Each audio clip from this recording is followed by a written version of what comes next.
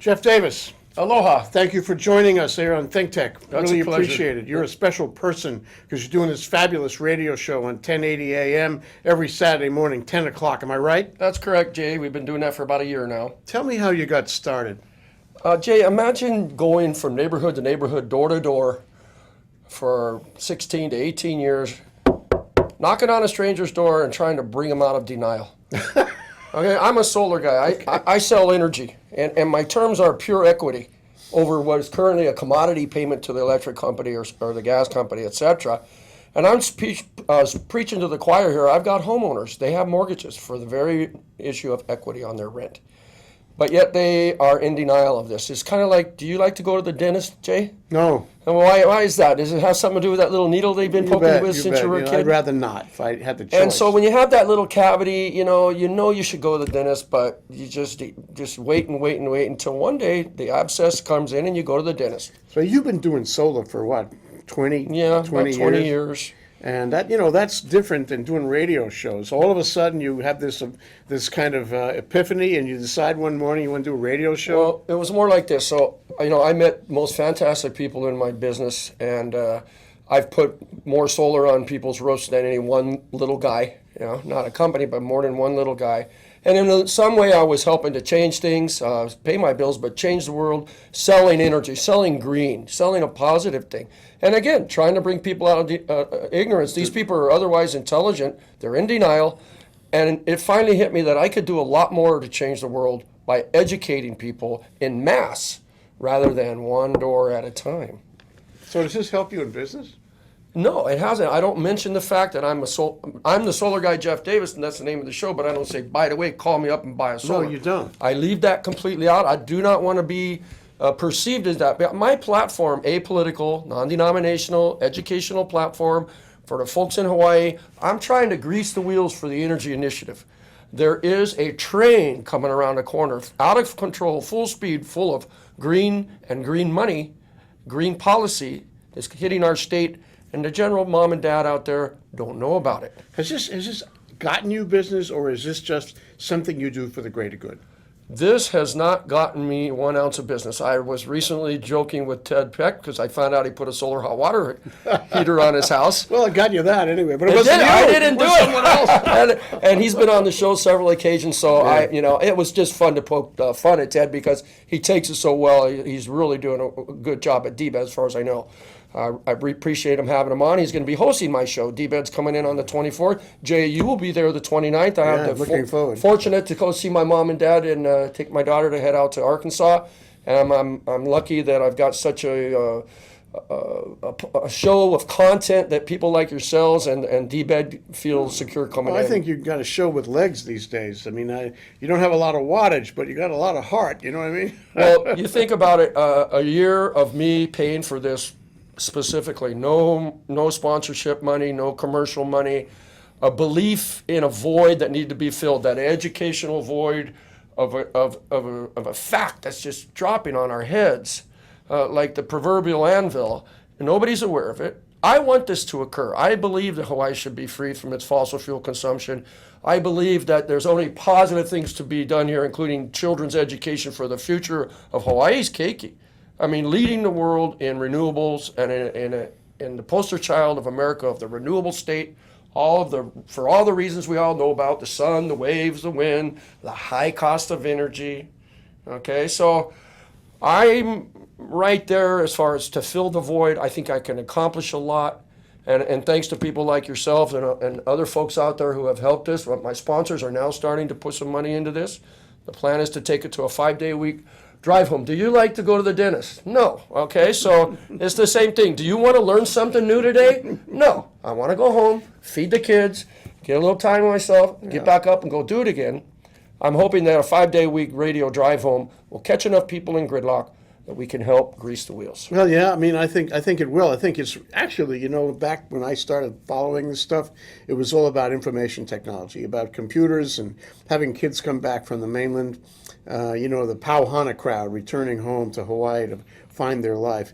It didn't work out all that well. 221, if 221 had its day, that people didn't, get on its back all the time, it might have been better. But the information technology boom of the early 2000s really kind of dissipated. Then there was bioscience, biotech. And, in Kaka'ako around the medical school, there was supposed to be a campus. Ed Cadman, the dean, wanted to have a campus. And there's no campus. There's the medical school with money issues, but no campus. So then in, a couple, 3 years ago, everything changed because Linda Lingle got on this thing about energy, and she set some standards, and HECO came in, and the industry, warmed to that, and guys like you, The military, discovered it, perhaps? the military, and all of a sudden, energy was kind of the culmination of all that tech energy, and it sort of it transmuted itself into energy, sustainable energy, and here we are. It is the result of the last 10 years, and it is the thing that's popular, and it is the thing people want to know about, should know about, and need to act on. The problem, I think, I agree with you, is are they acting, or are we getting stuck in the rhetoric? Well, okay, so again, I've seen it for decades. Reactions, people's, wanting to move from one position to another. And now I see a lot of what I didn't used to see before, and that was people for altruistic motives wanting to be green. They understand that, yes, it does make money for them. It's economically a great thing to do. But they have this idea that, you know what, man, if I don't man up, and if I don't start my recycling, if I don't change my life, if I don't get solar products, if I don't care about my environment, I lose self-respect for myself. And so these people I'm seeing more and more of this type of a mentality. But if you want to talk about where the real push comes from, we all know it all comes from almighty dollar. And this is actually the key to it all. If you can get people to understand that they're about to miss these dollars, because when that train comes by, it's going to be loaded with them. What train? The green machine is coming at us. The renewable products, renewable policy. The global business green machine. Globally, yeah, but right here in Hawaii, again, we are the poster child. Because of what? Pearl Harbor, K-Bay, we're the bastion of the free world. The Fed is more than likely to be willing to send us a few extra shovels full of money than some other places out there. Second of all, highest kilowatt costs. Have you seen a reaction? Have people, roused to this call? Have they come around and said, yes, Jeff, absolutely, we want to do this. We want to be involved. We want to support it. We want our kids to go to school and learn it, all that. Have you seen that? I have seen it. I've seen it in the halls of academia. I've seen it in the halls of, say, a Blue Planet Foundation or a Kokua or a Nature Conservancy, a Malana Moana Lua. I've seen it in the Sierra Club, but it's very narcissistic. And I think that's the goal of this show. I recently had a Mr. Larry Kazmersky. He is the Director of Science and Technology for NREL. This is the NASA of renewable energy, federally funded. And he was on the show and he said exactly the same thing. Our missing link is public awareness of these. And unless you can give it to them in such a manner that they're interested, which means their pocketbooks. So if we can get the people to understand that not only does their economic stability, but especially their kids, revolve around a knowledge of this new economy and sustainability and green in general, in all facets, policy, product, education, it's going to go slower. There's going to be people missing the boat. Hawaii does that sometimes. It forgets what it started out doing, and then it all falls over the side, and then it's the myth of Sisyphus. Up the hill, slide back down, up the hill again. And so we got to, it got to be an institutional voice. That's why I like your radio show, because you're documenting a history of this, so we don't forget what we talked about. That's true. You can go onto the website, solarguyjeff.com, and listen to some of my previous shows. I'm very much cash-strapped. I've done it. You've heard of a nonprofit. I'm a negative profit. Okay, man, I've had some great people. You had a big tax break on that? Yeah, a big tax break on nothing. And I've got people who believed and helped and have helped me get up there to some degree. I think that in some ways I'm out there and I'm getting so much positive response from private sector, public, and state and whatnot, the nonprofits. Everybody's being very supportive. NREL's offered to fly us to Colorado and do some filming out there. Kona Blue offered to fly us to Kona to do a movie for them. Everybody's very supportive because we can be the catalyst for all the different facets to get together and say, all right, this is good. If we can all just pitch in a little bit, we'll get our goals taken care of, which is education. No, we admire you. We want to help you. ThinkTech's mission has been to raise public awareness about the importance of diversification, tech and diversification to the state. We've been doing that for 10 years, and we're on the same wavelength. Yes. there's got to be ways we can collaborate on these things. Well, it's happened. You've been on my show more than one occasion. You're hosting my show in 3 weeks. I've met so many interesting and well-versed and educated people in the energy fields through you, and it's a networking event. Again, it's going to get bigger and bigger and bigger, and I think the key to it is that I am apolitical, non-denominational. I'm not an infomercial. You can't come on my show and pay me money to sell your mousetrap. You have to come on there to do what goal of our show is to educate. Did you start out with this, or is it sort of an evolution kind of thing? It would be an evolution, and initially it was funny. It was like my subconscious was doing it without my knowledge, because I had a 15-minute drive home that I paid some exorbitant amount of money for on a trailer of a sports show. And the solar guy came on and let people know, didn't you know? You can finance this stuff. The tax dollars pay for it. You pay for it in 2 years. You need it. It's going to get ugly when the oil and blah, blah, blah. It started off kind of an infomercial. And then it turned into something much, much more when I realized that there was a huge gap. For instance, very basically, a photovoltaic system goes on your home. 4 years later or less, you've paid for it. For the rest of you and your children's life, you don't have an electricity bill. Free electricity. For the rest of your life. Now, let's hope you have a $400 a month electric bill, because then you're going to save $400 and $500 and $600 and $800 as the years and the decades go by. Phone doesn't ring. Ignorance. Yeah. And so I realized that, man, Out once in a while do we need the government for this? we need them more than anything. Why? Policy, Why? policy, because policy sets the economics of the investment capital. So when the policy is set up in there, and again, this is where they've been really terrible, is that they make these tax credits for solar products or renewable energy, but they put deadlines on them. And so any investor worth his salt can see a positive investment, but there's no security of the future in it. And that's slowed it down. And here we are subsidizing oil and gas and coal. CO2 emissions are climbing at, call it global climate change. It's a done deal. The CO2 is up to 390. Never climbed above 280 for 40 million years, parts per million. And so the policy is paramount, because that will allow the investment money to come in. What do you think about it? You need clear and clean and focused policy. You need people who don't forget what they said when they ran for office. You need people who do it year after year after year, and they recognize the guys who have the clear agenda and the guys who want to do something commercial. They recognize the people who are looking for the common good. We have to work on that as part of working on this. Well, let me ask you now. I think there's, again, an opportunity coming up right now. It's in November, and we're about to change a lot of political faces. How do you feel about that? Are you positive? Well, I think the tech industry, and this is happening maybe for the first time, tech organizations are sponsoring, that is, endorsing candidates. They are trying to get their members to give money to candidates. They are trying to make a pick between a candidate who will support a tech agenda or an energy agenda, or who won't. And if you want to run against energy, you run against those organizations. They're not only not going to endorse you, they're going to talk stink about you. Yep. And so for the first time, as I see it, there's a sort of a larger group at play here. And maybe, you and me were having some effect out there, that there's a community of people who are a little aware and who, actually play this out and try to determine government policy. But, I want to go back to a point you made before, and that it's really interesting, is it's the notion of having a better life. This is the one that sells to the legislature, and it sells to the people all over the state. And you talk about, in 4 years' time, you could pay for your photovoltaic and have free electricity, essentially, right, for the rest of your generation and maybe one after. Mm-hmm. But what about going out of town? That's what I've been thinking about. I think we have such great wealth. We have wealth of natural resources that we are squandering.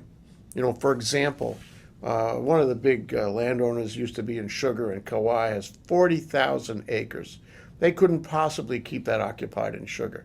And they are, moving toward using that acreage for algae, right, and maybe jatropha, and bringing it into the modern track of energy. Mm-hmm. We could be selling, lipid oils, JP8, who knows what. Not just to the local military, Not just and for the commercial, local military. but We're talking about offshore. selling it everywhere in the world. Yes. We could be like the Middle East, Yes. selling these things. If we get good at it, we can sell it at the same price. We can compete with them because we can get it off the land. 12 months a year. 12 months a year, right? Produce it fast, high quality. We could be famous for that, just the way we were famous for sugar and pineapple. But okay, now you explain to me why, because this idea is not a new idea, the biofuel concept. I've covered the biofuel conventions. I've interviewed the biofuel people here locally. I've talked to the rocket scientists, literally from NASA, on biofuel. One thing about you, Jeff, you're not shy. I knocked on 140,000 doors uninvited. I might help. It's helped you along. Anyway, why haven't we seen it move faster? Because our biofuel plants, we had so many of them up online. We were down to 2, if I'm not mistaken. We've got fallow land, as you just mentioned. First of all, these idiots gave Molokai a haircut so many 100-and-something years ago to grow whatever they wanted to grow, denuded it of forest, turned parts of it into a desert. You name it. We've got Kauai with all this fallow land. We've got the Big Island, all the sugar guys that went down. Maui, they're over there. This is going to be reflected in the microphone. So if you hit the table, it's a real loud sound.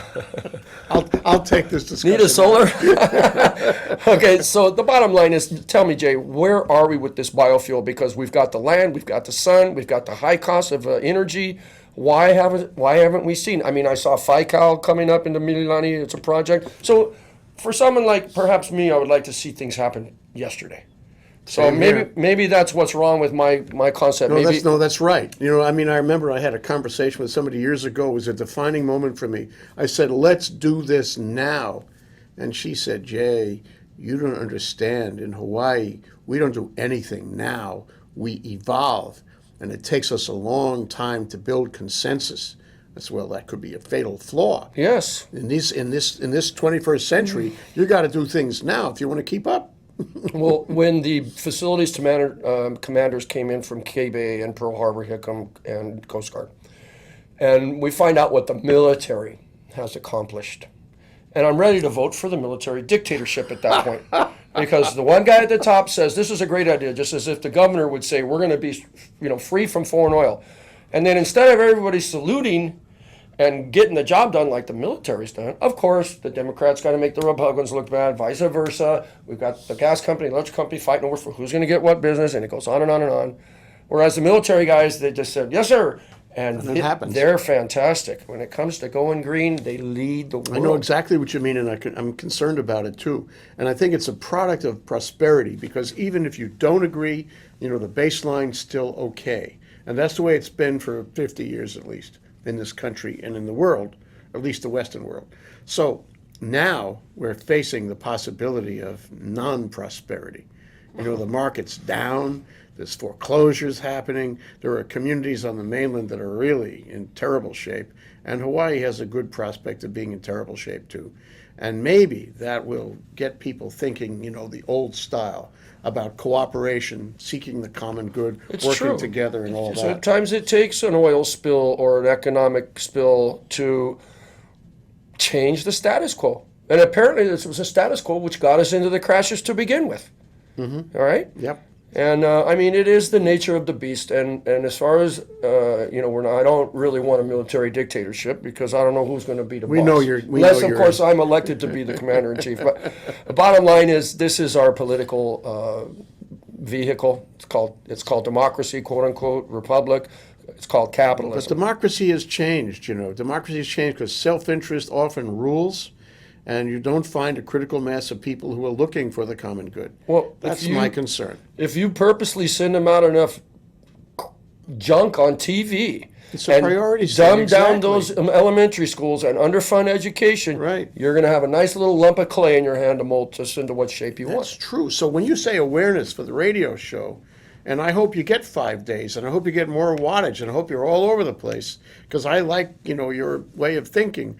You're really talking about educating the people in a gap where they're not educated. they're too busy with other Yes. issues, and the priorities got screwed up somewhere, Yes. and they don't really latch onto this, and they'd better. And then, of course, we have a newspaper which I read religiously. Used to read them both. Did they do me a favor by taking an extra 15 minutes, giving it back to me every day? No. I'm not learning anything in there.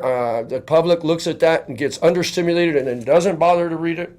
They're not, I say the general public is unmotivated to keep abreast of certain subjects other than their favorite soap opera, which they've been trained to do since they were children. Trivialities. And so that's why I think you're very important, and I agree with you, there's this huge gap, and I can see why you're driven to fill it, because it's a huge gap, and somebody needs to fill it. You say you don't want competition, but I think you really do. I think you want everybody singing the same song. You want to be the leader of that, and I understand. I just want to keep it clean that it's apolitical, non-denominational. In other words, dare I say, a no spin zone. Okay? Because if you can't, like for instance, the crocodile hunter, do you trust Steve Irwin to go out there and catch that badass snake and treat it nicely and let it go? Did he teach you that spiders were nice things and that alligators and crocodiles were your friends? He changed the world with Yes, that. he did. Okay, and Like Cousteau did about the undersea, the same thing. So I mean, I look at that, and I'm in the green business, and I don't see anybody out there helping the ignorant masses, I beg your pardon, to understand that this stuff is just as cuddly as a crocodile. So I'd like to help change that. That's what started this, and then I'm doing it in my own little way. And I believe in the void needs to be filled so greatly, and I believe in the product so much that other people are starting to see that it's there for them, and eventually we will be out there changing the world in a big way rather than one solar at a time. Yeah, right. It goes beyond PV, and I wanted to ask you. You had a fair amount of contact with a lot of people, in government, in industry, and in education about energy over the past few years, and I wonder if you have a vision of the future.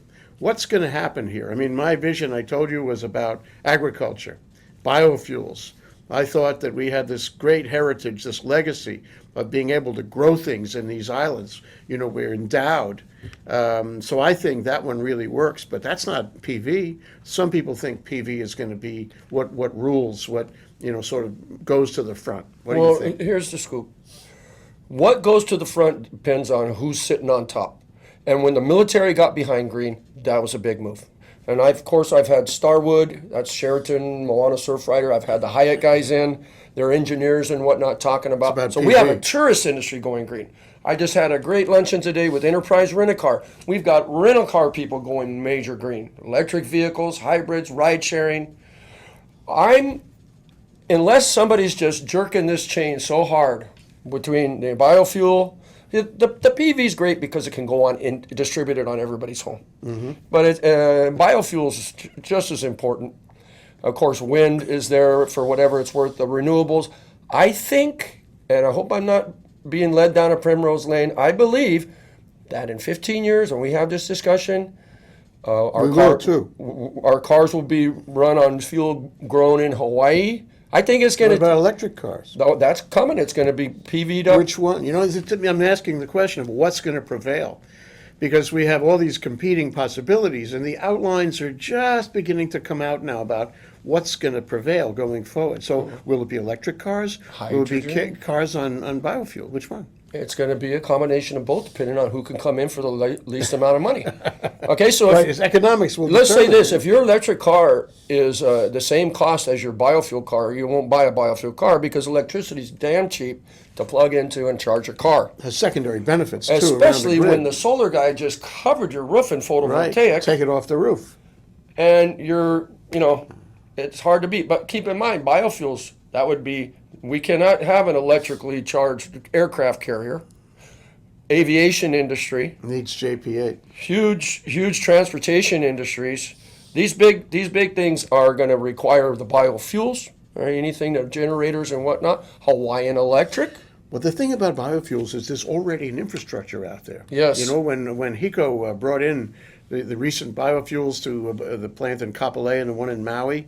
They didn't have to do anything with those plants. They were ready. How about that? They don't have to build a new plant, so save a couple Yes. $100 million that way. No kidding. So there's a real benefit in growing the fuel here. We don't, a windmill these days is, whoa, it's millions to put a windmill up. Mm-hmm. And that's brand new infrastructure you have to pay for before you get Watt 1. Yeah. It's not the same with biofuel. That's why I would favor biofuel over windmills. I'm fascinated. And by it. I'm not sure that windmills is a solution for Hawaii because we're not putting them up. Somebody else is putting them up. That's what and bothers we're me. paying the other guy. If the whole idea of a strategic energy initiative is to quit sending tax dollars to buy oil in foreign countries and therefore run that average family's, what they would have taken 80 barrels of oil to power their water heater every year, times hundreds of thousands of homes out there. That money leaves, and therefore it doesn't go back to Safeway and Foodland and Longs, and it doesn't get taxed through the system, generating income so we can have a better educational system. It leaves. So what's the answer to that? To bring in out-of-state investment so that we can buy renewable energy from them, and then the money leaves the state anyway. Right. It's the lesser of a two evil, but it's still an evil. Right. And then you asked me about the government and what's their place in it, and then I said policy, because it's the government who has the ability and the know-how to get the investments, whether it's the SEAG, what's our government, the unions. They have all these incredible investment money in their pension funds. HGEA. That's it. And somebody should be out there soliciting them to get them to invest in these renewable stuff so that not only will we make the fuels here, but the profits will be going out to all the distributed people from whatever funds they can get this investment money, and that'll be spent in Hawaii and on the children of Hawaii and nurture our state. And that is one of the big solutions for Yes. both you and me. It's the reality is we could get rich. The state could Yes. get rich. We could have great prosperity lasting for a long time. But it's interesting. You talk to the state about that, and they'll tell you their job is to keep things moving. And if the people in Hawaii and the powers that be along there don't want to come in and invest, don't want to be the investors, the state just can't say, well, we'll wait till they do. They have to go out of state and find us investment things to bring in this. It's creating jobs, it's creating clean energy. We're making some state tax, profit off these companies, but nothing like that would be that if it were invested by the people of Hawaii, that they would be the owners and it could be distributed out through all the members of the union as royalties because they invested in their biofuels, their wind farms, their PV farms, etc. Talking about a remake of the economy. Yeah. Well, Jeff, it's great to have you here. I really appreciate these discussions. I want to do it over and over again with We you. will, I'm sure, Jay. And as you know, you're an integral part of what we do at Solar Guy Radio, as well as a lot of your contemporaries in the industry and in the universities and in the state. So hopefully together we can make a difference. Let's do that. All right, brother. Jeff Davis. Aloha. Aloha.